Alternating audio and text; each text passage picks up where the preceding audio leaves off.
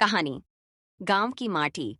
उत्तर प्रदेश के एक छोटे से गांव रामपुर में एक किसान परिवार रहता था। हरनाम सिंह, उनकी पत्नी सरस्वती और दो बच्चे, अर्जुन और गीता। हरनाम सिंह मेहनती थे, पर जमीन बहुत कम थी। दिन रात खेतों में पसीना बहाकर भी मुश्किल से 2 वक्त का खाना जुटता था। गांव के लोग एक दूसरे के सुख दुख में साथ खड़े रहते थे। गांव का माहौल बहुत ही प्यारा था।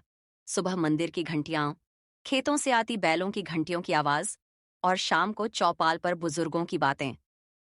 पहला मोड़, बेटा शहर चला गया। अर्जुन पढ़ाई में बहुत तेज था। हरनाम सिंह ने ठान लिया कि चाहे जो हो, बेटे को पढ़ाएंगे।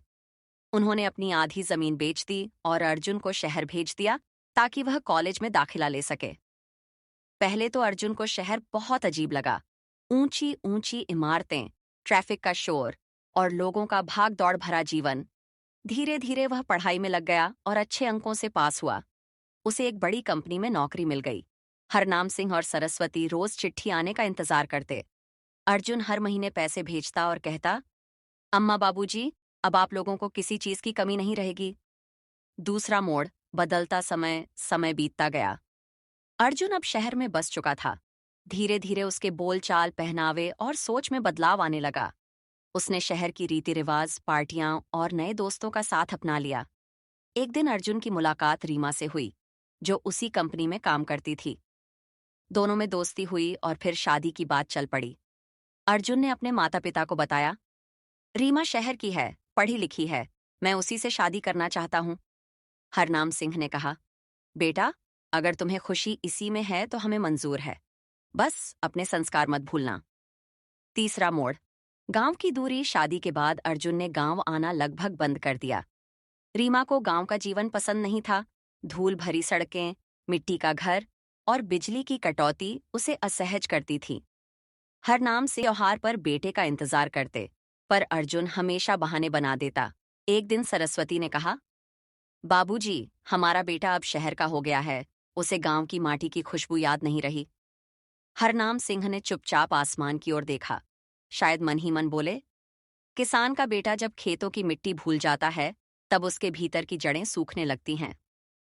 चौथा मोड़, बीमारी और पछतावा। कुछ साल बाद हरनाम सिंह बीमार पड़ गए।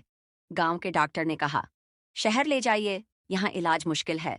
सरस्वती ने अर्जुन को फोन किया, पर वह एक मीटिंग में था। उसने कहा, अम्मा, अभी नहीं आ सकता, अगले हफ्ते जरूर आऊंगा। लेकिन किस्मत को कुछ और ही मंजूर था। अगले ही दिन हरनाम सिंह की तबीयत बहुत बिगड़ गई और वह चल बसे। जब अर्जुन पहुंचा, तब तक चिता जल चुकी थी। मां के आंसू और पिता की राख देखकर अर्जुन फूट फूट कर रो पड़ा। उसे एहसास हुआ कि पैसा सब कुछ नहीं होता। माँ बाप की ममता, गांव का स्नेह और अपनेपन की महक कहीं खो गई थी। पांचवां मोड़, वापसी। गांव की ओर। कुछ महीनों बाद अर्जुन ने नौकरी छोड़ दी। वह रीमा के साथ गांव लौट आया। रीमा को शुरुआत में मुश्किल लगी, पर अर्जुन ने कहा, यही वो जगह है जहां मेरे पिताजी का सपना बोया गया था। अर्जुन ने पुराने खेतों को फिर से संवारा, गांव में स्कूल बनवाया और बच्चों को पढ़ाना शुरू किया। उसने गांव में सोलर लाइटें लगवाईं और खेती में नई तकनीकें लाईं। धीरे धीरे गांव के लोग अर्जुन को बड़े बाबू कहने लगे, जो शहर से लौटा, पर गांव को आधुनिक बना गया। अंत, गांव की माटी की महक। एक शाम अर्जुन अपने खेत के किनारे बैठा सूरज ढलता देख रहा था। हवा में मिट्टी की खुशबू थी। उसने मुस्कुराकर कहा, बाबूजी, आपकी माटी ने मुझे फिर अपना लिया। रीमा उसके पास आई और बोली, अब समझी, गांव की मिट्टी की खुशबू इतनी मीठी क्यों होती है? इसमें अपनेपन की सांसें बसी हैं। अर्जुन ने आंखें बंद कीं। उसे लगा जैसे पिता की आवाज गूंज रही हो, बेटा, इंसान चाहे जहां जाए, जड़ों से कभी दूर नहीं जा सकता। कहानी का संदेश, मॉरल, इंसान चाहे कितना भी बड़ा क्यों ना बन जाए, उसे अपनी जड़ों, अपने गांव, अपने संस्कार और अपने माता पिता को कभी नहीं भूलना चाहिए। यही जीवन की सच्ची संपत्ति है।